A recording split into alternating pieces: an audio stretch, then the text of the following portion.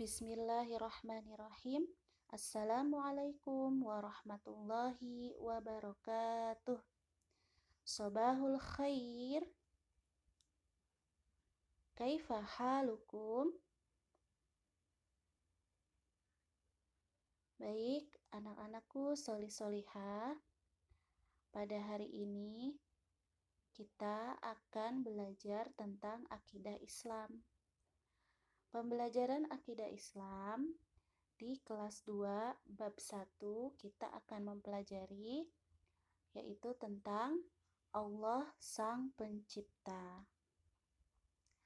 Nah, di bab 1 ini yang akan kita bahas nanti adalah tentang keanekaragaman hewan, hewan-hewan dalam Al-Quran, kisah hewan yang tunduk pada Allah, lalu ada dalil naqli yang akan membahas manfaat surah An-Nahl ayat 69 dan juga penjelasan dalil.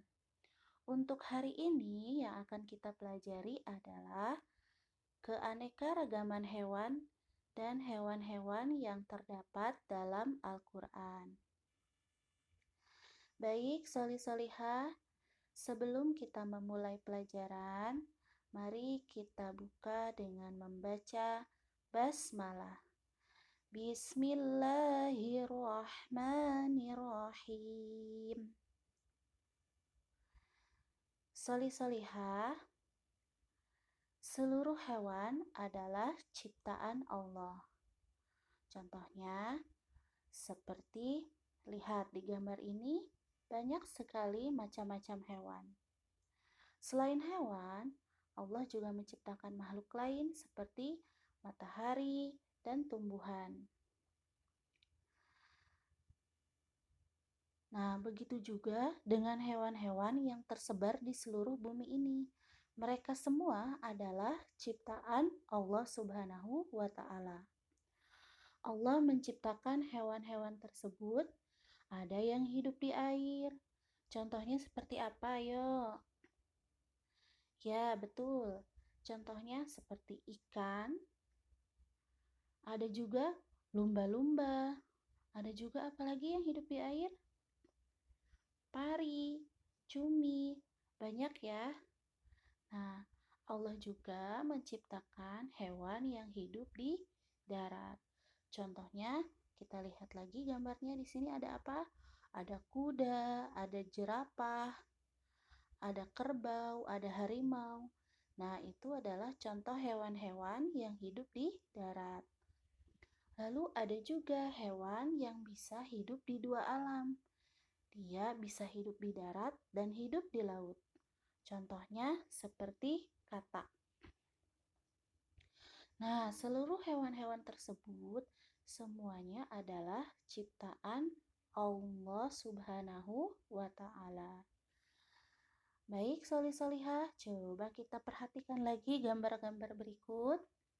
Di sini nanti hewan yang akan kita bahas ada unta, ada semut, ada lebah. Nah, mereka juga termasuk hewan-hewan ciptaan Allah Subhanahu wa Ta'ala. Nah, ternyata selain hewan-hewan di atas, ada juga hewan-hewan yang termasuk hewan peliharaan. Apakah kamu memiliki hewan peliharaan? Nah, coba kita lihat jenis-jenis atau contoh hewan peliharaan yang biasanya dipelihara oleh manusia. Nah, di sini ada burung, ada kucing, ada kelinci, ada juga kura-kura, ada ikan, dan juga ada landak. Nah, jika kamu memelihara hewan-hewan tersebut, kamu harus menyayangi dan merawatnya. Karena mereka juga adalah makhluk Allah yang harus kita jaga dengan baik. Nah, tadi kita sudah melihat banyak sekali macam-macam hewan. Ada hewan darat, ada hewan laut, ada hewan peliharaan. Siapakah yang menciptakan hewan-hewan tersebut? Dialah Allah Subhanahu wa Ta'ala, atau sering disebut juga Asmaul Husnanya adalah Al-Khaliq, yang artinya yang Maha Pencipta. Baik, anak-anakku solih-solihah, tadi itu adalah pengetahuan tentang hewan-hewan yang Allah ciptakan dengan berbagai macam jenisnya. Ada hewan darat, ada hewan laut, ada juga hewan yang bisa hidup di dua alam. Banyak sekali ya. Nah, sekarang kita akan masuk ke pembahasan hewan-hewan yang Allah sebutkan dalam Al-Quran. Dalam Al-Quran, Allah menyebutkan beberapa hewan yang ada di bumi. Di antaranya, nah mari kita lihat gambarnya. Yang Allah sebutkan adalah salah satunya unta. Nah, coba kita lihat gambarnya ya. Nah, unta memiliki julukan kendaraan padang pasir. Kenapa disebut demikian? Karena unta itu sering menjadi alat kendaraan atau tunggangan bagi orang-orang pada zaman dahulu dan juga sekarang, orang-orang Arab atau Timur Tengah terutama, untuk bepergian melewati padang pasir. Nah, Allah menyebutkan unta dalam Al-Quran, yaitu surah Al-Ghasyiyah ayat 17. Nah, mari simak baik-baik ya. A'udzu billahi minasyaitonir rajim. Afala yanzuruna ilal ibili kaifa khuliqat. Artinya, tidakkah mereka perhatikan bagaimana unta diciptakan? Nah, jadi anak-anakku solih-solihah, dari ayat tersebut Allah mengajak kita untuk berpikir tentang kesempurnaan makhluk ciptaannya, yaitu siapa? Unta. Jadi unta itu bisa hidup di padang pasir yang cuacanya sangat panas. Padahal banyak binatang yang lain belum tentu mampu hidup di padang pasir. Tetapi kenapa ya unta bisa nyaman hidup di padang pasir? Karena Allah menciptakan kelopak mata unta yang transparan dan panjang. Sehingga jika di padang pasir itu terjadi badai pasir atau debu, atau pasir dan debunya itu berterbangan, pasir tersebut bisa dihalangi oleh bulu mata unta yang panjang dan transparan sehingga tidak memasuki matanya. Subhanallah ya, luar biasa ciptaan Allah tersebut. Ternyata selain memiliki bulu mata yang panjang dan transparan untuk menghalangi debu yang atau pasir yang masuk ke dalam matanya, unta juga memiliki penutup hidung agar debu atau pasir tidak masuk ke dalam hidungnya. Wah, luar biasa ya kemampuan unta. Dan unta juga mampu bertahan hidup 1 minggu tanpa minum air loh. Luar biasa. Mengapa demikian? Karena Allah ciptakan unta memiliki benjolan, lihat di punggungnya atau punduk itu untuk menampung air. Jadi ketika unta minum, dia dapat minum banyak, lalu airnya ditampung supaya dia bisa bertahan hidup di padang pasir walaupun tidak minum dalam 1 minggu. Subhanallah, luar biasa. Siapa yang menciptakan unta? Dialah Allah Subhanahu wa Ta'ala.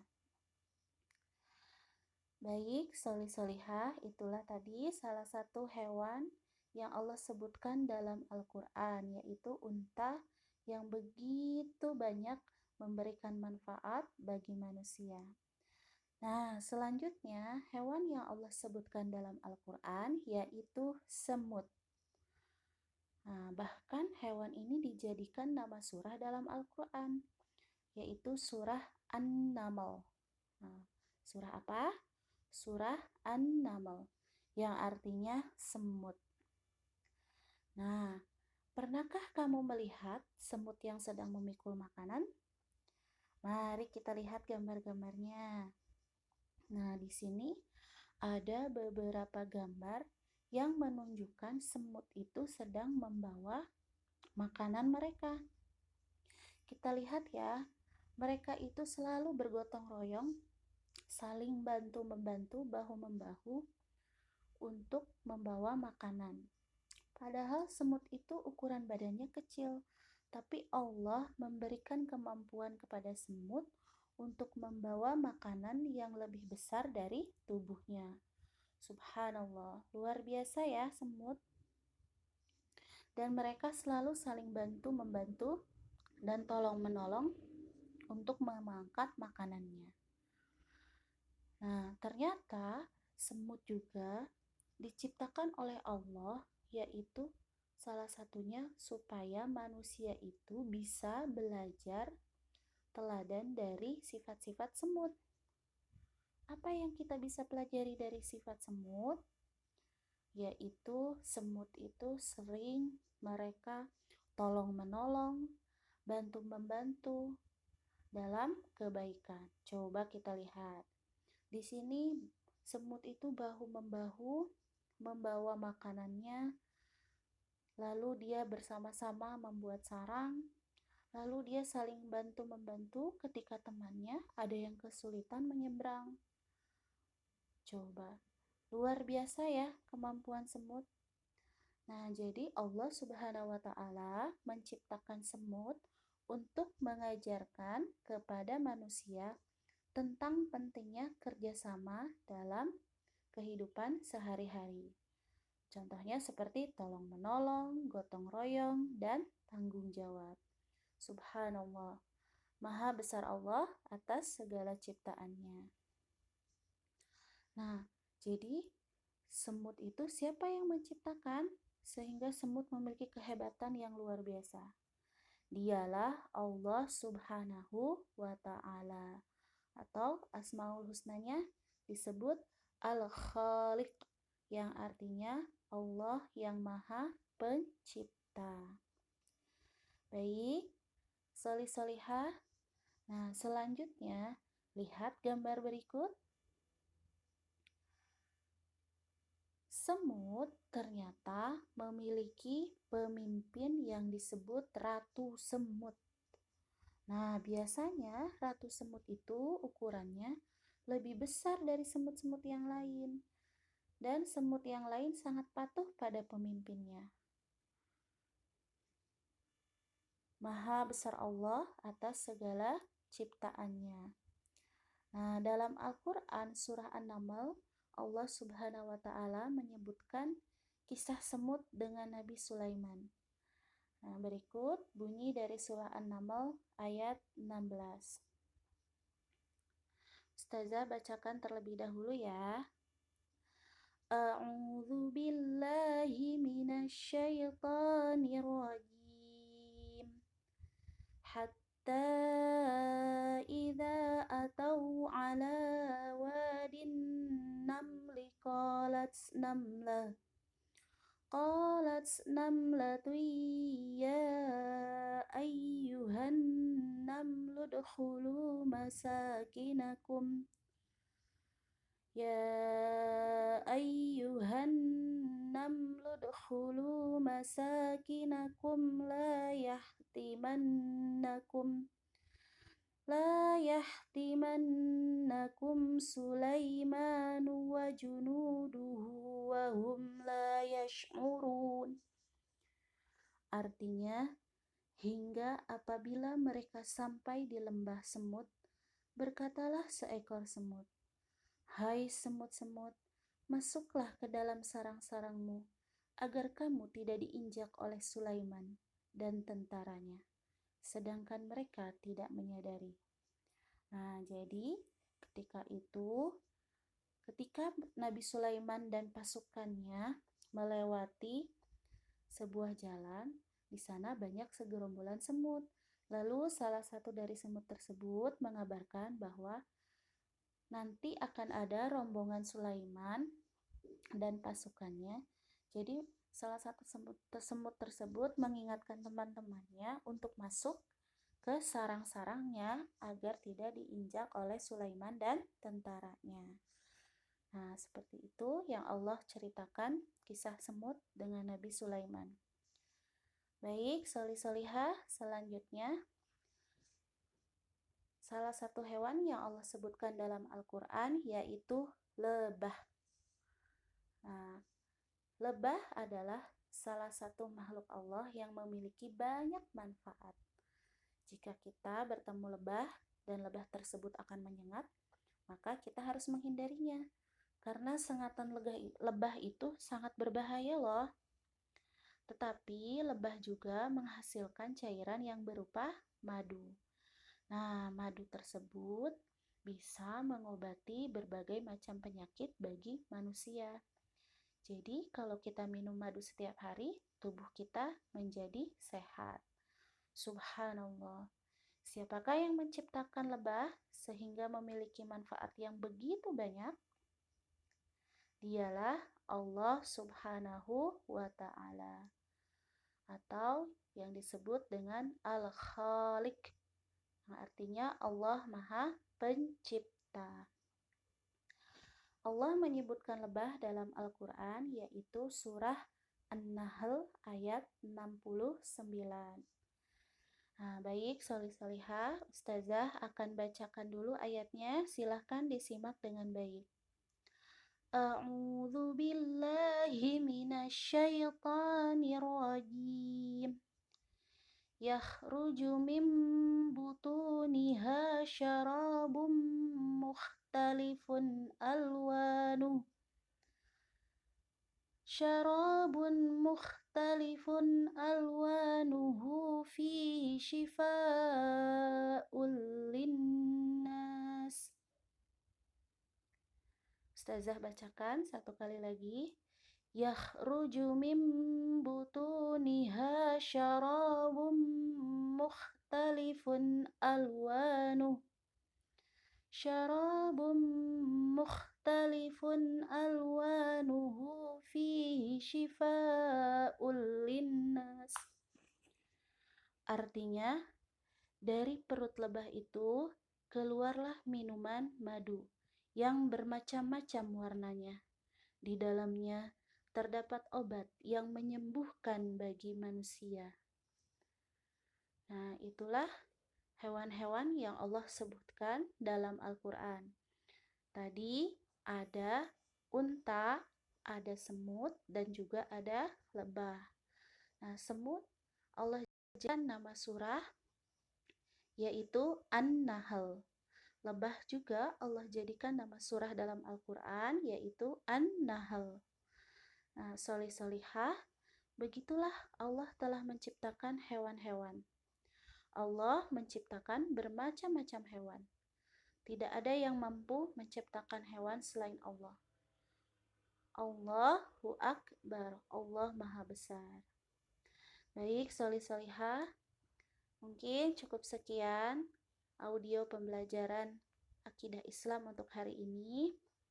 Insya Allah kita akan melanjutkan di minggu berikutnya. Semoga audio pembelajaran hari ini banyak mendapat hikmah dan manfaat bagi kita semua. Sebelumnya mohon maaf bila Ustazah banyak kesalahan. Kita akhiri dengan membaca hamdalah. Alhamdulillahi Rabbil Alamin. Syukran katsiran. Wassalamualaikum warahmatullahi wabarakatuh.